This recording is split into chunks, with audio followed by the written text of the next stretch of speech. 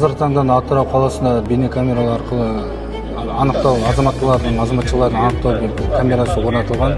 Соған байланысты қазір Атырау қаласында Фироз Усманов атындагы международный аэропорттун алдында азаматча шығып атыр. Яғни список ябыты боюнча бул азаматча жакында УДОдон босотулган. Ушулар боюнча бейнекамералар бети бизге көрүнүп турат.